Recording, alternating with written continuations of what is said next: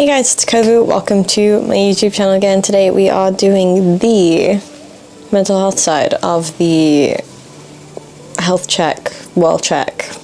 Haven't decided what I'm calling this series yet. The check-ins fucking things. This is February's edition. I explained in my finance video a load of other shit. I'm filming all of these at once. I probably will do this the same every month. I'll film them in the same session, but I will release them separately. And then when we do our quarterly roundups, we'll do like them all in one video in one sitting. You guys can just skip through to which parts you like. But yeah, today we are doing the mental health side of it. So for February, I still have not had my medication. I am prescribed on quite a few different medications, but for mental health I am prescribed sertraline at 100 milligrams. I have not had this in about 2 months now consistently. And I notice a difference, a big fucking difference. But I also noticed that on sertraline, I don't feel much better.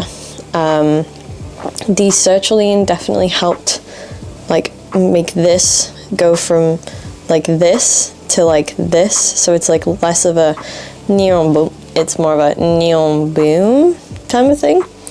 But it did not kind of stop the amount of sadness and the up and fucking down that I get. I'm not 100% convinced that I have depression.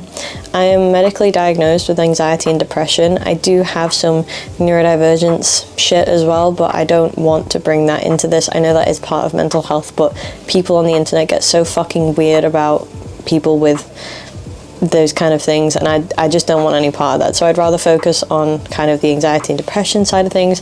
I personally do not think that I have depression.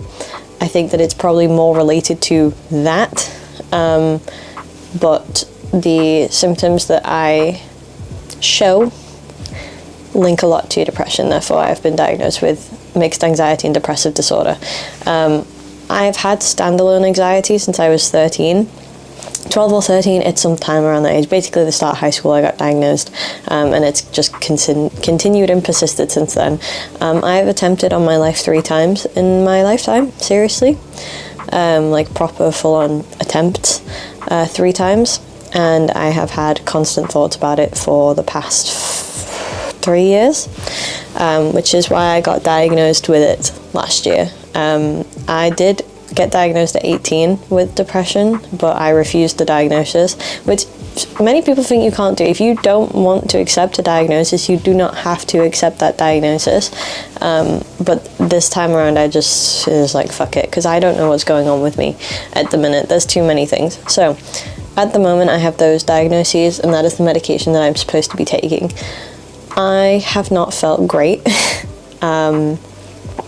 I very rarely feel great, but I'm someone who doesn't know if me feeling like this is related to my mental health or if it is a side effect of my physical health, because my physical health is still not right. I feel like that is affecting my mental health, and yeah, obviously things like stress don't help. I hate my job. I really, really struggle to get through a day at my job. Because of the pressure, the type of people that I have to deal with, because the public have no fucking respect anymore, which is disgusting.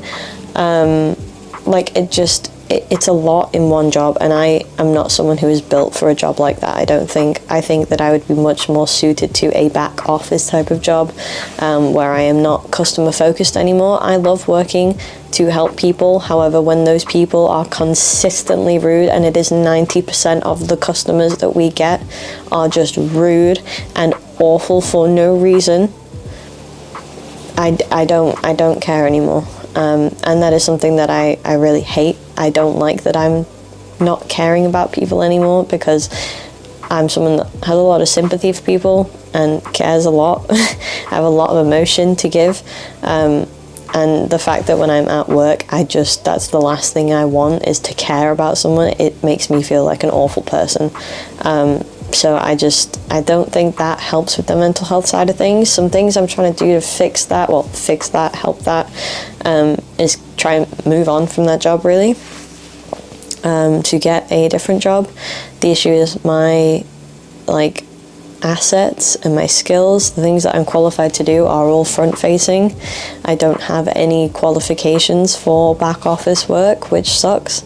I have a diploma in public services, and I have a diploma in customer services, so can't really do a back office job when all your shit is front facing. So that's a little bit difficult. The other thing that I'm trying to do to help it is kind of fix the physical health side, or try and look into that a bit more. I'm trying to do exercise a bit more for my mental health, like I do running now. I've tried to start running more with my dog to get that kind of dopamine and adrenaline going in the evenings. I also have tried to start walking to and from work on my lunch times a bit more, to try and get some more of that exercise in and get some more of that daylight in, especially now that it's becoming lighter. A lot of people say the sun and the vitamin D can just kind of help with mental health. I've been trying to take my hygiene a bit more seriously. This is something a lot of people do not like to discuss in mental health, but it is fucking important, okay? As someone with depression, there are weeks that I will go 7 days without showering. There are. This doesn't mean that I don't that I completely don't wash. I know some people it does, but for me personally, I can go 7 days without showering, but I'll still brush my teeth and I'll still brush my hair, because in my brain, if I can at least brush my hair and my teeth and put deodorant on, then I have at least tried. And even that sometimes feels like a mountain, but I try because I know that I need to look presentable. I know that I'll feel better if I at least do those things, and then I don't stink at least, because then the last thing that I want is to go outside and people be smelling me. I don't like that'll make it even worse. I'll feel even shitter about myself. But sometimes I just can't have a full shower, and I can't have a full bath, and I really struggle with that. So I've been trying to fix my hygiene as well. So I did have a shower yesterday, as you guys can tell by my freshly washed hair, which is also something that I really struggle with. Sometimes even if I do find the energy to shower, I don't have the energy to do my hair. So I will just dry shampoo it until I really can't anymore. Which is why on the weekends I tend to have showers and baths, because I have a lot more time to fit them in. But yeah, so I've been trying to fix my hygiene a bit more, trying to get some more exercise in to help the mental health. I am due back at the doctor's in 2 weeks' time for a review, so I suppose we will see then. So that'll probably be March's update for mental health, what's going on. But generally, I've just felt shit. I'm also quite concerned that I am getting my eating disorder back, which is a topic I'll talk about more in my fitness video, because I feel like that relates a lot to fitness. These two categories kind of interlink a lot, because exercise and mental health kind of go hand in hand as well. But I have been quite concerned recently. I've kind of started noticing little things after the fact that I've been doing that are reminiscent of my eating disorder days. A lot of people say once you've had an eating disorder, it never goes away, you just learn how to cope with it. And to be honest, right now that feels very true to me. Since filming all the What I Eat in a Day videos on my second TikTok account, I have started noticing that I am hiding food. A lot more, like I'll take it somewhere private to eat it because I'm ashamed of what I'm eating. I've noticed that I'm not making the best choices. Especially when I've had a particularly bad day. I'm making really, really bad choices and having full binges. There are some days where I'm not eating anything and I'm convincing myself that I am. I'm like, oh, well, I had a hot chocolate in the morning and, I had an egg in the evening. So that's quite a lot of food. I'll convince myself I ate a lot more than I did. I'm also not seeing my body how everyone else is seeing my body, and I've been very scared to step on the scale recently as well. So there's just a lot of stuff that is kind of signaling red flags to me, especially one. I used to do this a lot when I was in the peak of my eating disorder when I was about 6 stone. I'm drinking a lot of water. I'm having about 4 or 5 liters of water a day because it stops me from eating, which is not good. It's not. There is such a thing as too much water, and I don't feel good when I drink that much water. I feel very like waterlogged, like my head feels very like dizzy and my tummy feels awful and I keep peeing, and yeah, I'm noticing a lot of stuff that's not great. So mental health wise, February has not been great.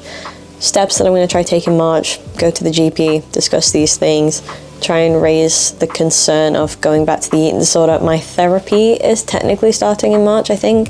They said it was about a 6-week wait list, so I think it should be March that it starts. So fingers crossed. Oh, and I fucking got diagnosed with PTSD this month. That's a fucking, probably should have started with that one. Great, get your fucking good job, Kovu. I don't agree with that diagnosis because of some stuff that the therapist said I've been through. They have decided that I need to get a GP diagnosis of PTSD. That came through on a letter on my NHS app because the GP has agreed with what the therapist has found. I do not agree with that diagnosis, and I don't particularly want to discuss that diagnosis in these videos because I don't agree.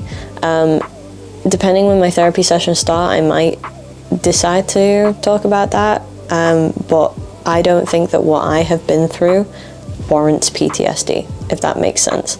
It is traumatic, I guess, to some people, what I have experienced, but I do not think that it is traumatic enough to be diagnosed as PTSD. I don't think that I have anything related to that, and there are people who have been through a lot more trauma than me, and I think that it's, I don't know, I think I'm a pussy basically for being diagnosed with that. Like, I just don't think it's right. Anyway, that's my plan for March. That's what February's been like. Apologies that this video is pretty shit. I just think it's important. Again, like I said in my finance video, I'm very open with these things because I know that I feel better when somebody else talks about it, because I know that I'm not the only one feeling like that. So yeah, that's the mental health check-in for this month. I will see you guys in March for the next one, and yeah, as I said in my finance video, I will go through and make some little canvas sheets so we can like put them up on the screen when I'm talking about things, and you guys can see like the differences, and like it'll be fucking way better. But for now, we've just got me chatting shit basically. But yeah, so I will see you guys in the next one. Kovu out. Bye.